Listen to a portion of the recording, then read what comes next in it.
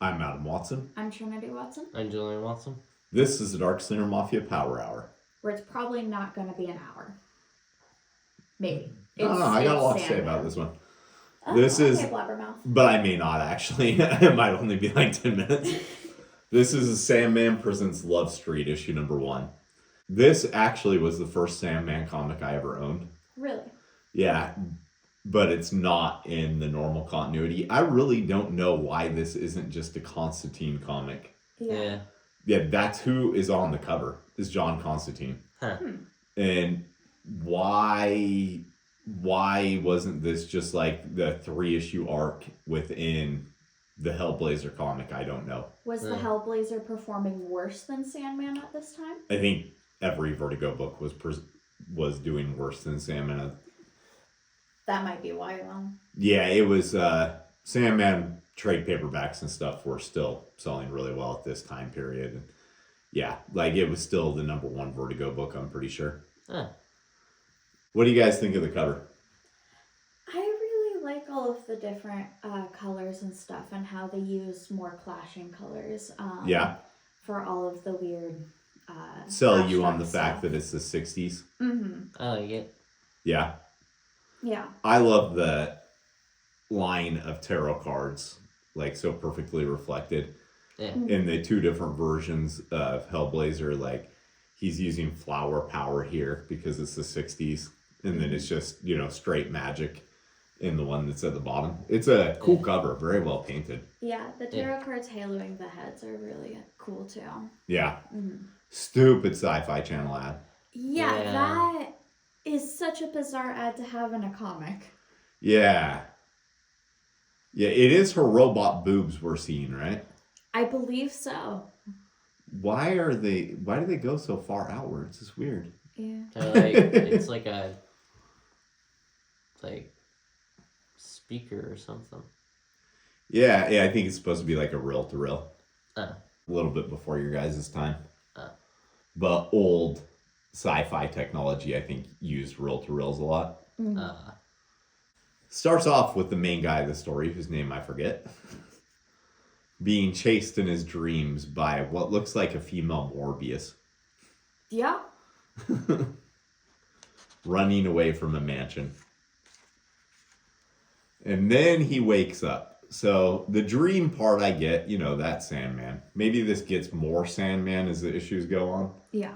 It is definitely tied into Sandman, but it's just as much Hellblazer, so I don't get, why it couldn't just be one. But whatever. He's having memories of what happened in the past. Apparently the Banshee or whatever it is chasing him is actually something that happened in the 60s. Oh, horrifying. Yeah, and he thinks it's foretelling some great doom. So he needs to find out what's going on with the others who are involved in whatever this thing is. And that's when we go back to the past. He was a nerdy newspaper salesman on Love Street, which is apparently just full of people who want to be witches and warlocks. Including this Alan Moore looking motherfucker. Oh, that does look like Alan Moore. Yeah. Yeah, he's just all kinds of pissed off that this kid is selling newspapers. I don't know why. Yeah. He's talking to John Constantine, and then he gets pissed off. And, Alan Moore created Constantine, so that makes me think that's Alan Moore even more. Yeah, yeah. Yeah. Then we get an ad for Bloody Roar that's actually not too bad. Oh. No. It's a 2-page one that you actually have to look at the next page to get. Yeah. Don't look at it while high. That would be horrible. Yeah, so Alan Moore is trying to get this kid to join his order. And then Constantine comes over and interrupts. I like that you can tell that Johnny is John Constantine by the fact that he's constantly smoking. Yeah. Yeah. And always wears a jacket. Yeah. But what's Constantine's biggest trademark? Constantly Cigarettes. has one lit. Mm-hmm. Yeah, so this guy is in what they call the method. I don't know if that'll really be important to other issues or not. But after driving Alan Moore off, it turns out that Constantine actually takes a liking to this kid. He teaches him how to actually sell newspapers, not just stand there with him. And then gets him out of his hostel and takes him to the place where he's renting a room after he forces him to buy him a cup of coffee. Dang. The artwork in this is serviceable. Most Vertigo books of this era, we're not dealing with like the highest caliber artists. Yeah.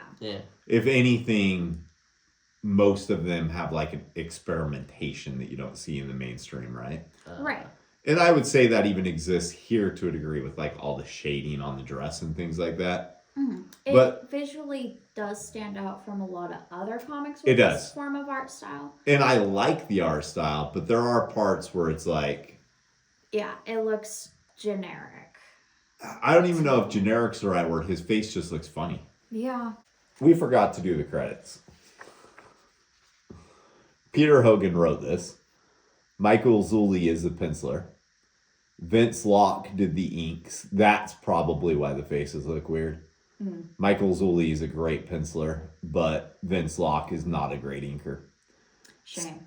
He ruined a lot of Jack Kirby pieces back in the day. Oh. Steve Olive did the colors. Tracy Anderson is a separator. Annie Parkhouse did the letters. What were you going to say?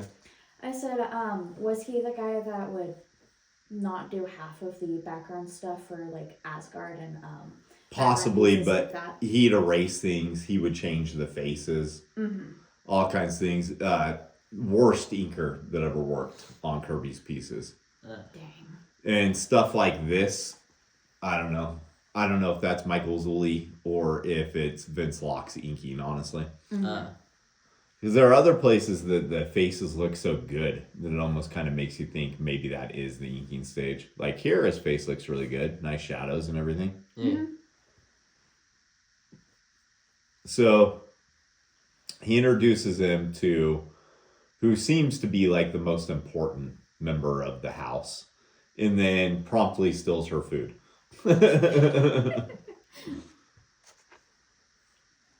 Tries to convince her that he needs to stay in her place because her place is bigger than the tiny room he has upstairs. Yeah.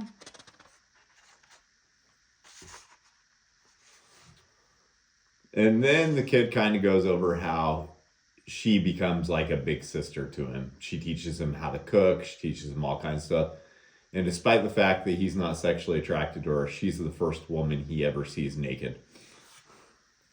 Oh, that's kind of horrifying. Yeah, because there's no locks on the door. Yeah. Well, she's not his sister, so, whatever. Right, but still. I like that she's throwing this scrub brush at him, though. Yeah. You got to figure if you lived with all these people and there's only one bathroom and there's no lock on it, you'd figure out some sort of system to lock the door, though. Yeah. So then another tenant there comes out and starts screaming fire because something's on fire. And it doesn't say exactly who this guy is, but I just feel like he's one of the escaped dreams from the dreaming during this time period. Huh. He kind of has like a Gilbert Fiddler's Green sort of feeling to him. Yeah. But maybe that's not exactly who he's supposed to be, but he kind of feels like that type of character. So it turns out the little John Constantine is doing magic in his room and accidentally set something on fire, but he already put it out. Ew. Yeah. It's like they don't know who they're advertising to, huh? No. And then we meet Pamela, who is the other person that rents a room here. And the main kid is deeply in love with her. Dang. There's so many people. Yeah. Yeah, that's a Sandman type thing. Yeah. Having this many characters in one house that all kind of have their own little rules. So he's deeply in love with her, but the closest they get is smoking weed together one day. How romantic. Right? And then Constantine does a tarot reading for Pamela. And I appreciate that they got so much right in this. She pulls the Lovers, the Will, and he talks about how she's getting all the big cards. Mm-hmm. So whoever wrote this actually knows the difference between major and minor arcana, which is interesting. Yeah, they actually put time into research. Or it was something they already knew. Mm-hmm. And then he pulls the death card, but tells her not to freak out because death actually just means change. But she doesn't like it because if it's just change, why is it so damn spooky looking, right? Yeah. So I do like that. Like, how many comics actually get tarot cards correctly? Yeah. Right. Most of the time the death card shows up, it means death in the book, right? Yeah, because people just like the mystical voodoo of it all, you know? Yeah, or they just look at the cards and are just like, oh, this is what this means, and they don't ever actually ask anybody who's ever done it or anything like that. Mm-hmm. This movie is stupid, but I like it. I don't like the advertisement, but... Whether you like the advertisement or not, I haven't seen it since it came out, so who knows how well it holds up, but I actually do like that one. Yeah.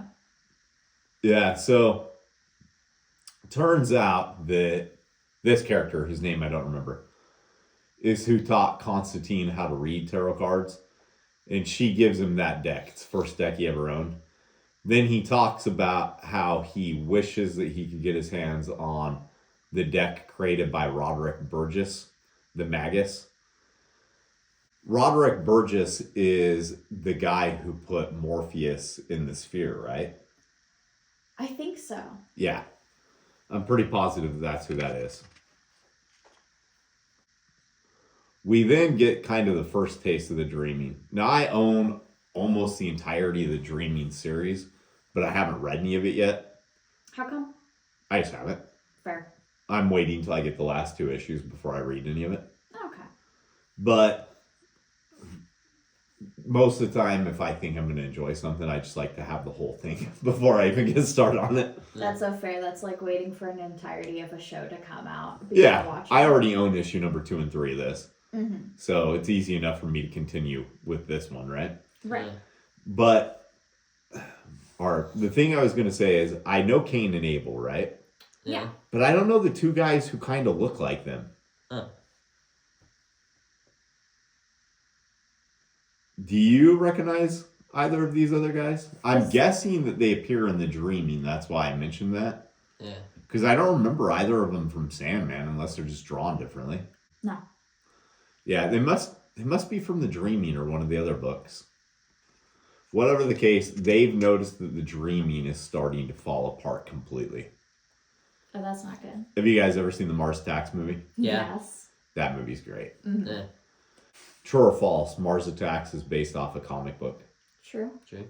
False. Or What? It came after? The Mars Attacks comic is based off the same thing the movie is. What? It's based off the trading cards. Huh. Mars Attacks existed as trading cards before anything else. Those didn't come with the comics? No, they were just sold as trading cards back in the day. Huh. So if they notice that it's falling apart, and then a dream named Magpie, who I don't remember from Sandman, but maybe she existed in that book. I don't remember her either. Okay, I'm guessing she's part of the Dreaming then too. She all of a sudden pops in and tells them that she's discovered where Lord Morpheus is. She's also missing her hand and doesn't remember where she lost it. So I'm not sure if she's the greatest guide at all. Yeah, that feels very delirium-like. Yeah. 100 Bullets. Either of you ever read that before? No, I don't have- think so. I have some of the singles, but I haven't actually read it yet. The artwork is great. The covers are great. I'm not the biggest fan of Azzarello's writing, That's fair. but there's a lot to enjoy about it if you just want to look at the artwork. You know, Okay. we'll have to take a look at that at some point on the channel. So then back to Constantine and friends. They're at some sort of, I don't know, hippie festival or something. When Pamela shows up, and wouldn't you know it, she happens to have a boyfriend who's studying to become a witch. Oh, dang. Then he gets in an argument with Constantine because Constantine thinks he's a tosser for not knowing that he should call himself a warlock, not a witch.